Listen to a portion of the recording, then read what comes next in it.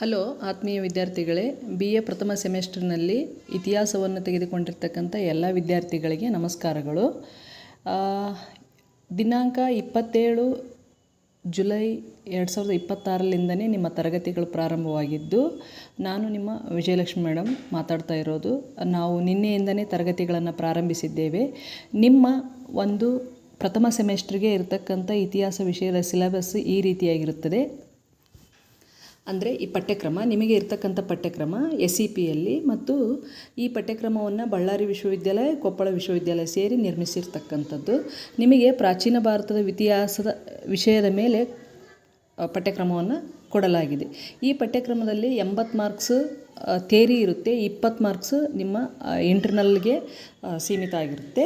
ಹಾಗಾಗಿ 80 ಮಾರ್ಕ್ಸಿನ ಥಿಯರಿಯಲ್ಲಿ ಒಟ್ಟು 4 ಘಟಕಗಳನ್ನು ನೀಡಲಾಗಿದ್ದು, ಆ 4 ಘಟಕಗಳಲ್ಲಿ 1ನೇ ಅಧ್ಯಾಯ ಅಥವಾ 1ನೇ ಚಾಪ್ಟರ್ ಯಾವುದೈತಪ್ಪ ಅನ್ನಂದ್ರೆ ಭಾರತದ ಭೌಗೋಳಿಕ ಲಕ್ಷಣಗಳು.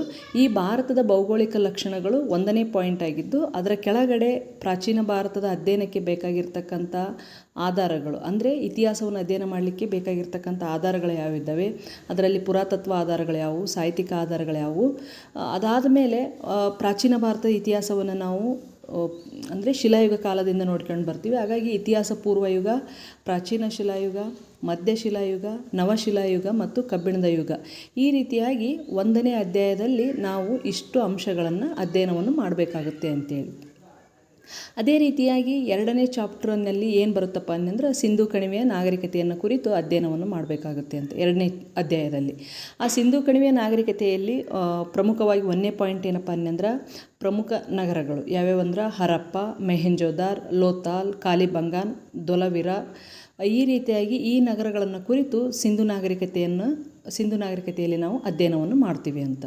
ಅದೇ ರೀತಿಯಾಗಿ 2ನೇ ಅಧ್ಯಾಯದಲ್ಲಿ 2ನೇ ಪಾಯಿಂಟ್ ಏನಪ್ಪ ಅಂದ್ರೆ ನಗರ ಯೋಜನೆ, ಅಂದರೆ ಸಿಂಧೂ ನಗರವನ್ನು ಯಾವ ರೀತಿ ಕಟ್ಟಿದ್ರು, ಆ ನಗರ ಯೋಜನೆ ಲಕ್ಷಣಗಳೇನಾಗಿದ್ವು, ಒಳಚರಂಡಿ ವ್ಯವಸ್ಥೆ ಹೇಗಿತ್ತು, ಅಲ್ಲಿಯ ಮನೆಗಳು ಹೇಗಿದ್ವು, ಅಲ್ಲಿಯ ಕಟ್ಟಡಗಳನ್ನು ಯಾವ ರೀತಿ ಕಟ್ಟಲಾಗಿತ್ತು, ಮತ್ತು ಏನನ್ನು ಬಳಸಿದ್ರು ಕಟ್ಟಡವನ್ನು ಕಟ್ಟಲಿಕ್ಕೆ, ಸುಟ್ಟ ಇಟ್ಟಿಗೆಗಳು ನಮಗೆ ಸಿಕ್ಕಿದ್ದಾವ ಎನ್ನುವುದರ ಕುರಿತು ನಗರ ಯೋಜನೆಯಲ್ಲಿ ಅಧ್ಯಯನವನ್ನು ಮಾಡ್ತೀವಿ ಅಂತ. ಅದೇ ರೀತಿಯಾಗಿ 3ನೇ ಪಾಯಿಂಟು ಆ ಸಿಂಧೂ ನಾಗರಿಕತೆಯ ಕಾಲದ ಸಮಾಜ, ಆರ್ಥಿಕತೆ ಮತ್ತು ಅವರ ಧರ್ಮವನ್ನು ಕುರಿತು ಅಧ್ಯಯನವನ್ನು ಮಾಡ್ತೀವಿ.